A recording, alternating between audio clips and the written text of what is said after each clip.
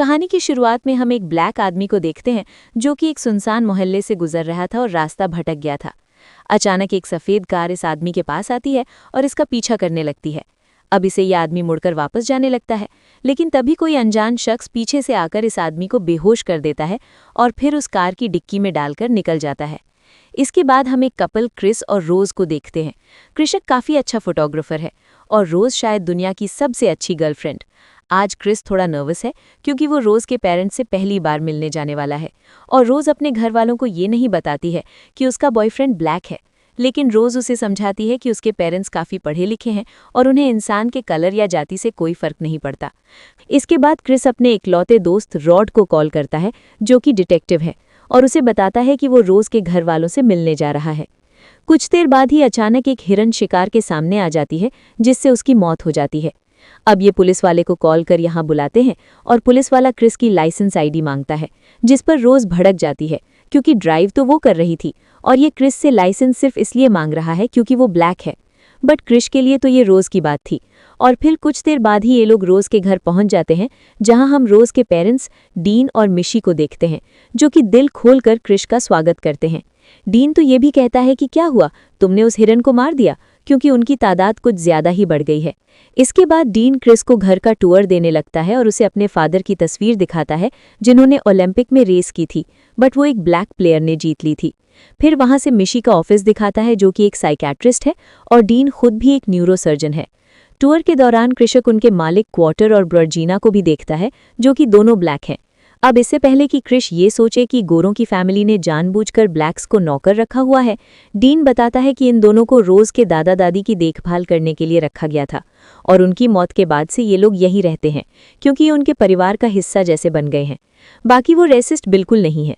अगर ओबामा तीसरी बार भी इलेक्शन लड़ते तो डीन उसे ही वोट देता। चाय पीते समय क्रिश भी बताता है कि जब वो छोटा था तब उसकी मदर भी एक कार एक्सीडेंट में मारी गई थी। अब क्रिश का दिल देख मिशी समझ जाती है कि उसे सिगरेट पीने की लत है। मिशी कहती है, आप चाहें तो क्रिश को हिप्नोटाइज करके उसकी ये लत हमेशा के लिए छुड़वा सकती है, बट क्रिश समझदारी से मना कर देता है। तभी रोज का भाई जेरेमी भी यहाँ आ जाता है और सब साथ में डिनर करते हैं। बट जेरेमी क्रिश से काफ़ी अजीब सवाल पूछने लगता है, जैसे कि वो बास्केटबॉल खेलता है या नहीं, या उसे एमएमए पसंद है या नहीं। क्योंकि वो ब्लैक है तो उसे लड़ाई झगड़ा तो पसंद होगा ही। इसके बाद जेरेमी क्रिस को आर्म रेसलिंग के लिए भी चैलेंज करता है, बट बाकी लोग उसे चुपचाप बैठने को बोलते हैं। डिनर के बाद रोज काफ़ी गुस्से में होती है क्योंकि आज उसकी फैमिली थोड़ा अजीब बिहेव कर रही थी, बट क्रिस इसको भी दिल पर नहीं लेता। उस रात क्रिस को नींद नहीं आती तो सिगरेट पीने के लिए वो घर से बाहर जाता है। तभी वो देखता है कि वॉल्टर बहुत तेजी से भागता हुआ उसकी तरफ आता है और मुड़कर दूसरी तरफ चला जाता है। वहीं जॉर्जिना भी काफ़ी क्रीपी तरीके से अपने आप को आईने में निहार रही थी। क्रिस जब वापस घर में जाता है तो मिशी उससे मिल जाती है और उसके पास रहने को बोलती है। मिशी के हाथ में एक कप और चम्मच थी जिसे वो लगातार घुमाए जा रही थी। अब मिशी क्रिस से उस रात के बारे में पूछती है जब उसकी मदर की मौत हुई थी। क्रिस को इस बारे में कोई बात नहीं करना था, लेकिन फिर भी वो मिशी की बातों का जवाब देता जा रहा था। असल में क्रिस को पता भी नहीं चलता और मिशी सिर्फ चम्मच की आवाज़ से क्रिस को हिप्नोटाइज कर लेती है और आखिर में वो क्रिस को संकन प्लेस में भेज देती है। अब इस कंडीशन में क्रिस अपनी बॉडी से पूरा कंट्रोल खो देता है और पैरालाइज हो जाता है। वो मिशी की बातें सुन और देख तो पा रहा था, लेकिन बोल या हिल नहीं सकता था। मिशी उसकी आंखें भी बंद कर देती है और फिर क्रिस अगली सुबह अपने बिस्तर में जागता है। उसे लगता है कि उसने ज़रूर कोई बुरा सपना देखा था। उस दिन क्रिस फिर से जॉर्जिना को आईने में निहारते हुए देखता है।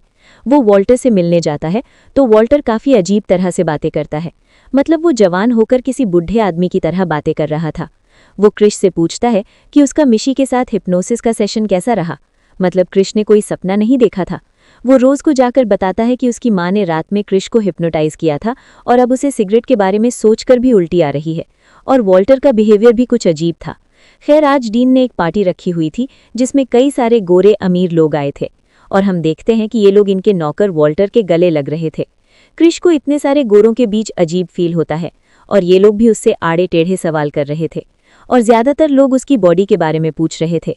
क्रिश को इन सबके बीच एक अपने जैसा ब्लैक लड़का दिखाई देता है तो क्रिश उससे मिलने जाता है। ये आदमी अपना नाम लोगन बताता है और इसने किसी बुढ़े की तरह कपड़े पहने हुए थे और उसकी बातों से बिल्कुल नहीं लग रहा था कि ये ब्लैक है। हम ये भी देखते हैं कि लोगन की पत्नी एक वाइट थी और उससे उम्र में करीब 30 साल बड़ी थी। आखिर में क्रिस को जिम हडसन नाम का एक आदमी मिलता है जो कि आर्ट गैलरी का ओनर है और वो क्रिस के खींचे हुए फोटोज की तारीफ भी करता है। हडसन बताता है कि वो भी एक फोटोग्राफर बनना चाहता था, लेकिन जेनेटिक डिजीज के कारण वो अंधा हो गया।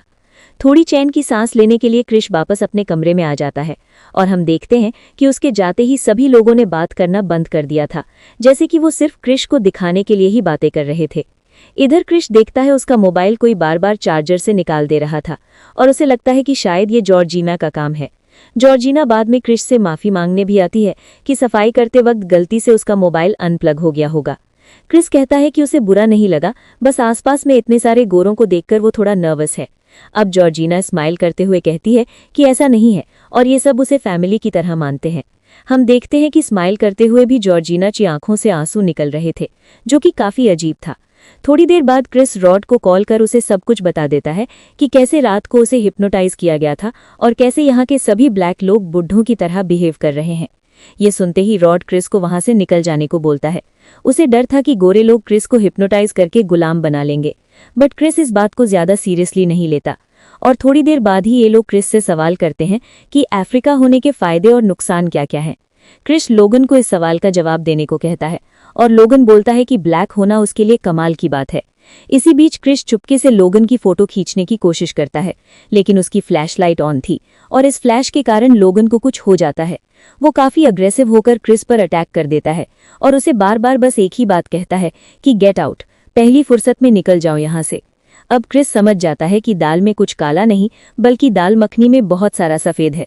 थोड़ी देर बाद डीन और मिशी बताते हैं कि लोगन को बस एक चीज आया था और अब बिल्कुल पहले जैसा हो गया था और वो सबसे माफी मांगकर यहाँ से चला जाता है।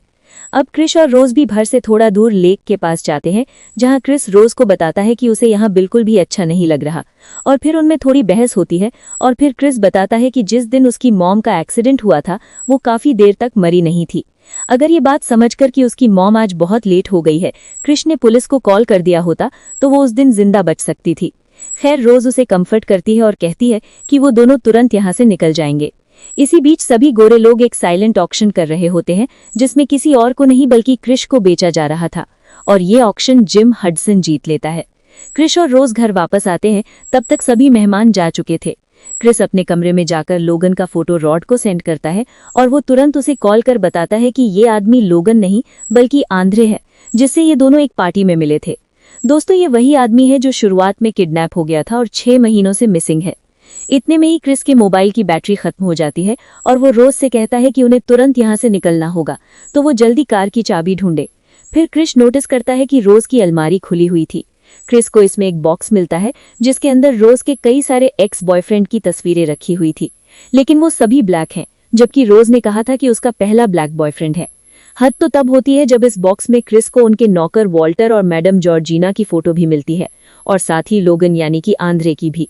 अब क्रिस तुरंत नीचे जाता है, लेकिन जेरेमी उसका रास्ता रोककर खड़ा था और डीन और मिशी भी उसे घेर लेते हैं।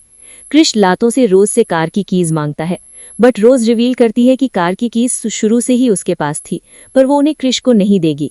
अब क्रिस यहाँ से भागने की कोशिश करता है, लेकिन मिशी अपना चम्मच बजा देती है, जिसे सुनते ही क्रिस पैरालाइज हो जाता है और संकन प्लेस में चला जाता है और ये तीनों उसकी बॉडी को कहीं ले जाने लगते हैं।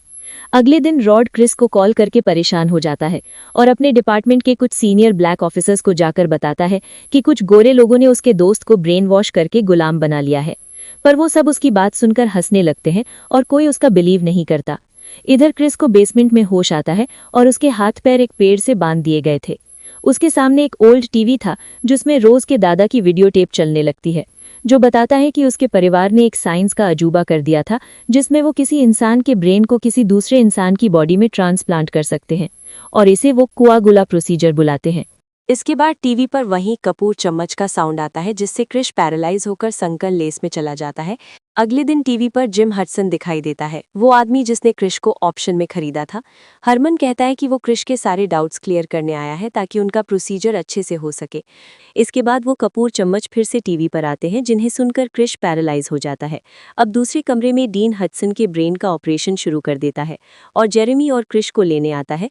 वो उसका हाथ खोलकर जैसे ही दूसरी तरफ मुड़ता है और क्रिस उसके सर पर बाल देकर उसे नॉकआउट कर देता है और हमें पता चलता है कि जिस सॉफ्ट पर क्रिस बैठा हुआ था उसकी रुई उसने अपने कान में ठूस ली थी, तो कपूर चम्मच वाली आवाज़ उसे सुनाई ही नहीं दी। अब डैम जेरेमी को ढूंढता हुआ बाहर आता है तो क्रिश उसके अंदर हिरन के सींग घुसा देता है, जिससे डैम की तुरंत मौत हो जाती है। बाहर जाते हुए क्रिश को मिसी दिखाई देती है, जो कि अपने कप चम्मच लेने दौड़ती है, पर क्रिश उन्हें छोड़ देता है। मिसी स्क्रू ड्राइवर से क्रिश पर अटैक करती है, लेकिन क्रिश उसे मिक्सर में ही घुसातो उसे भी मार देता है। अब क्रिश बाहर जाने ही वाला था कि जेरेमी उस पर फिर से अटैक कर देता है और हेडलॉक लगाकर उसे बेहोश करने की कोशिश करता है, पर क्रिश उसकी टांग में स्टैब कर उसके साइड को लातों से बहुत बार मारता है, जिससे जेरेमी की भी मौत हो जाती है। रोज ऊपर बैठकर गाने सुन रही थी और इंटरनेट पर अपने अगले शिकार की तलाश कर रही थी। बाहर क्रिश जेरेमी की कार में बैठकर यहाँ से निकलने लगता है, बट जॉर्जिना उसकी कार से टकरा जाती है। अब जॉर्जिना पर दया करके वो उसे भी कार में बिठाकर यहाँ से भागने लगता है। और दोस्तों, अब तक आप समझ ही गए होंगे कि वॉटर और जॉर्जिना के अंदर और कोई नहीं बल्कि रोज के दादा और दादी हैं। दादी को जैसे ही होश आता है वो क्रिश पर चिल्लाती है कि तुमने मेरी सारी फैमिली को मार दिया, और इस झड़प में क्रिश गाड़ी ठोक देता है, जिससे उसे तो कुछ नहीं होता, लेकिन दादी यानी जॉर्जिना दोनों ही मारी जाती हैं। तब तक रोज भी अपनी राइफल लेकर यहाँ आ गई थी और उसका दादा यानी वॉल्टर भागकर क्रिश को लेता है और उसने क्रिश का गला दबाकर उसे मार ही दिया था। लेकिन तभी क्रिश के दिमाग की बत्ती जलती है और वो अपने मोबाइल की बत्ती यानी फ्लैश जला देता है, जिससे जो असली वॉल्टर था वो संकन लेस से बाहर आ जाता है।